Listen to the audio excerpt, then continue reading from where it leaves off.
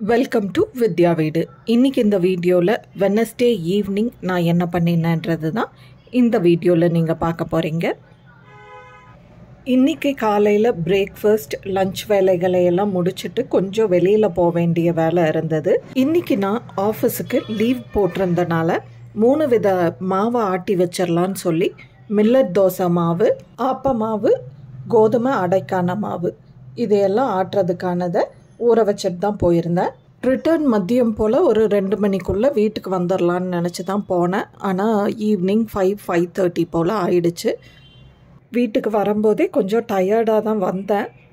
இனி மாவாட்டுறக்கு ரொம்ப டயர்டாக இருந்தது. ஸோ கொஞ்சம் எனர்ஜியை பூஸ்டப் பண்ணிக்கலான்னு சொல்லி கோயம்புத்தூர் ஸ்பெஷல் கோதுமை மாவு போண்டா போட்டு டீ வச்சு குடிச்சிடலாம் அப்படின்னு வேலையை ஸ்டார்ட் பண்ணியாச்சு. கோதுமை மாவு போண்டா பண்ணுறதுக்கு 1 கப் அளவுக்கு கோதுமை மாவு, டேஸ்ட்டுக்கு ஒரு பச்சை மிளகாய் பொடியாக நறுக்கி போட்டிருக்கேன். கொஞ்சமாக கருவேப்பிலை, கொத்தமல்லி தழை பொடியாக நறுக்கி அதையும் சேர்த்திக்கலாம். 1 கப் கோதுமை மாவுக்கு 1 கப் அளவுக்கு பெரிய வெங்காயம் பொடியாக நறுக்கி அதையும் சேர்த்திக்கலாம். இப்போது இந்த டிஷ்ஷுக்கு தேவையான அளவு உப்பு, மிளகாய்த்தூள், 1/4 டீஸ்பூன் பெருங்காயப்பொடி, 1 சிட்டிகை அளவுக்கு சோடா உப்பு எல்லாத்தையும் போட்டு கொஞ்சம் கொஞ்சமாக தண்ணி தெளித்து போண்டா மாவு பதத்துக்கு இதை பனைஞ்சு எடுத்துக்கலாம்.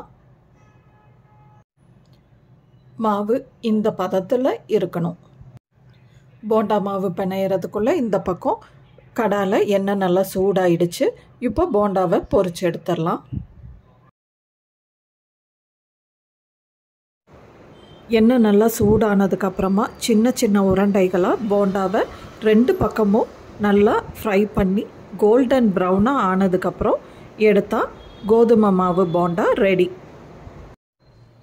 போண்டா சுட்டுக்கிட்டே இஞ்சி டீ ரெடி பண்ணிடலான்னு சொல்லி கொஞ்சமாக தண்ணியில் இஞ்சி தட்டி போட்டு 1 டீஸ்பூன் டீ தூளையும் போட்டு இது நல்லா ஒரு கொதி வந்ததும் 1 டம்ளர் பாலை சேர்த்தி தேவையான அளவு சர்க்கரையும் போட்டு ஒரு கொதி வந்ததுன்னா டீ ரெடி. இப்போ கோதுமை போண்டாவை உடச்சி காட்டுறேன் பாருங்கள். அவுட்டர் லேயர் நல்லா கிறிஸ்பியாகவும் இன்னர் வந்து நல்லா ஃப்ளஃபியாக சாஃப்டாக நல்லா வந்திருந்தது போண்டா. இப்போது என்னுடைய இஞ்சி டீயும் கோதுமை போண்டாவும் ரெடி ஆயிடுச்சு. வீட்டு என்ட்ரன்ஸில் கொஞ்சமாக செடிகள் வளர்த்திட்ருக்கேன்.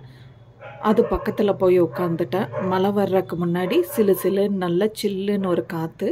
இதை ரசிச்சுக்கிட்டே கோதுமை போண்டாவை ஒரு கடி, டீயை ஒரு குடி. இந்த ஈவினிங் எனக்கு நல்லா ப்ளசண்ட்டாக போச்சு. டீ எடுத்துகிட்டு வர்றதுக்கு முன்னாடி ஆப்பத்துக்கான மாவை ஆட்டி எடுத்து வச்சுட்டு அடுத்ததாக கோதுமை அடைக்கான கோதுமையை கிரைண்டரில் போட்டுட்டு தான் வந்தேன். டீ குடிச்சு முடித்ததும் கோதுமை அடைக்கான மாவை எடுத்துட்டு அடுத்ததாக மில்லட் தோசைக்கான மாவையும் ஆட்டி முடித்தாச்சு. இதையும் குண்டால சேர்த்திட்டு கிரைண்டரை தண்ணி விட்டு லைட்டாக அலசியும் ஊற்றியாச்சு.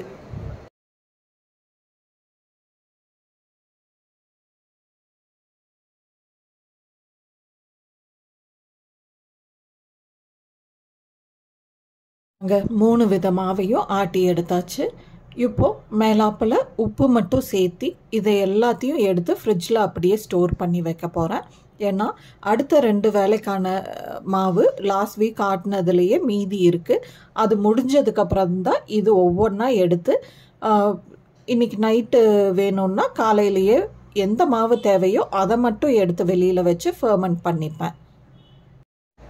இந்த வீடியோ உங்களுக்கு பிடிச்சிருந்ததுன்னா do not forget to subscribe, like and share வித்யா வீடு. Bye.